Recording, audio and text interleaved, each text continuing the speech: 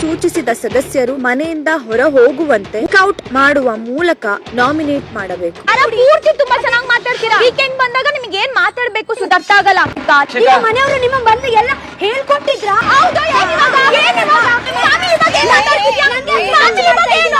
ಅಲ್ಲ, ಈ ರಾಶಿಕಾಗೆ ಏನಾದರೂ ತಲೆ ಕೆಟ್ಟಿದೆ ಅಂತ ಅನಿಸ್ತಿದೆ. ಏಕೆಂದರೆ ನಾವು ಯಾರನ್ನಾದ್ರೂ ನಾಮಿನೇಟ್ ಮಾಡಬೇಕು ಅಂದರೆ ಅವ್ರಿಗೆ ರೀಸನ್ ಮಾತ್ರ ಕೊಟ್ಟು ನಾಮಿನೇಟ್ ಮಾಡಬೇಕು. ಆದರೆ ಈ ರಾಶಿಕಾನ ನೋಡ್ತಿದ್ರೆ ರಕ್ಷಿತಾಗೆ ಹೊಡೆದು ಅಥವಾ ಅವಳ ಮೇಲೆ ಕೈ ಮಾಡಿ ನಾಮಿನೇಟ್ ಮಾಡೋ ಥರ ಕಾಣ್ತಾ ಇದ್ದಾಳೆ.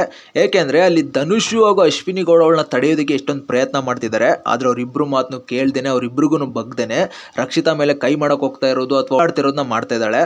ಸೊ ಒಂದು ಅರ್ಥ ಮಾಡ್ಕೋಬೇಕು, ರಾಶಿಕಾ ಅಪ್ಪಿ ತಪ್ಪಿ ಕೋಪದಲ್ಲಿ ರಕ್ಷಿತಾ ಮೇಲೆ ಒಂದೇ ಒಂದು ಏಟ್ ಬಿದ್ರೂ ಆ ಕ್ಷಣನೇ ಮನೆಯಿಂದ ಹೊರಗೆ ಹೋಗುವಂಥ ಪರಿಸ್ಥಿತಿ ಬರುತ್ತೆ. ಅದನ್ನು ಅರ್ಥ ಮಾಡ್ಕೋಬೇಕು ರಾಶಿಕಾ. ಏಕೆಂದರೆ ಬಿಗ್ ಬಾಸ್ ಮನೇಲಿ ಒಂದು ರೂಲ್ಸ್ ಇದೆ.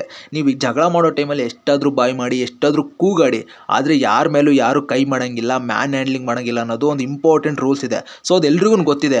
ಅದ್ರ ಪ್ರಭಾವ ಏನು ಅಂತಲೂ ಈಗಾಗಲೇ ಎಲ್ಲರೂ ಅನುಭವಿಸಿದ್ದಾರೆ. ಏನು ಅಂದರೆ ಈಗ ಗಿಲ್ಲಿಗೆ ರಿಷಾಗೌಡ ಕೈ ಮಾಡಿದಾಗೂ ಇದೇ ಅಂತ ಒಂದು ಸಿಚುವೇಶನ್ ಬಂದಿತ್ತು.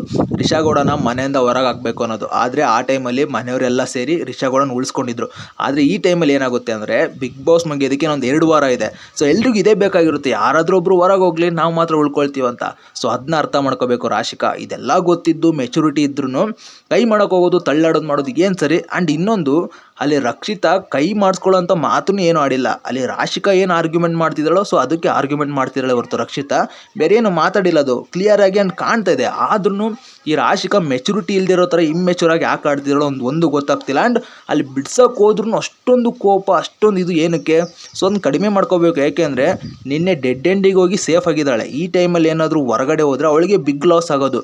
ಆ್ಯಂಡ್ ಇನ್ನೊಂದು ಕಡೆ ನೋಡ್ತಿದ್ರೆ ಇದೇನಾದರೂ ವೈರಲ್ ಆಗೋದಕ್ಕೆ ಏನಾದರೂ ಗಿಮಿಕ್ಕ ಅಥವಾ ಏನಾದರೂ ಪ್ಲಾನ್ ಅಂತ ಅನ್ನಿಸ್ತಾ ಇದೆ. ಯಾಕೆಂದರೆ ಕೊನೆ ಮೂಮೆಂಟೆಲ್ಲ ವೈರಲ್ ಆಗಬೇಕು, ನಾನು ಕಾಣಿಸ್ಕೋಬೇಕು ಅನ್ನೋದಕ್ಕೆ ಏನಾದರೂ ಮಾಡ್ತಾಯಿದ್ದಾಳೆ ಅಂತ ಅನ್ನಿಸ್ತಿದೆ. ಸೊ ಏನೇ ಆಗಿರಲಿ, ಸೊ ಒಂದು ಮೈಂಡಲ್ಲಿ ಇಟ್ಕೊಂಡು ಆಟ ಆಡಬೇಕು. ಯಾಕೆಂದರೆ ಮುಗಿಯೋಕ್ಕೆ ಇನ್ನು ಕೆಲವೇ ದಿನಗಳು ಮಾತ್ರ ಇರೋದು ಬಿಗ್ ಬಾಸು. ಸೊ ಈ ಟೈಮಲ್ಲಿ ತುಂಬ ಕೇರ್ಫುಲ್ಲಾಗಿ ಆಡಬೇಕು ಅಂತ ಹೇಳ್ತೀನಿ. ಆ್ಯಂಡ್ ಇನ್ನೇನಾಗಿದೆ, ಅವ್ರು ಏನು ನಿಜವಾಗ್ಲೂ ಕೈ ಮಾಡಿದಳು ಇಲ್ಲ ಅನ್ನೋದ್ರ ಬಗ್ಗೆ ನಾನು ನಿಮಗೆ ಆದಷ್ಟು ಬೇಗ ಅಪ್ಡೇಟ್ನ ಕೊಡ್ತೀನಿ.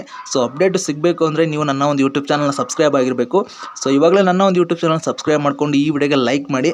ಮತ್ತು ಮುಂದಿನ ಅಪ್ಡೇಟಲ್ಲಿ ಸಿಗೋಣ ಗಾಯ್ಸ್. ಬಾಯ್.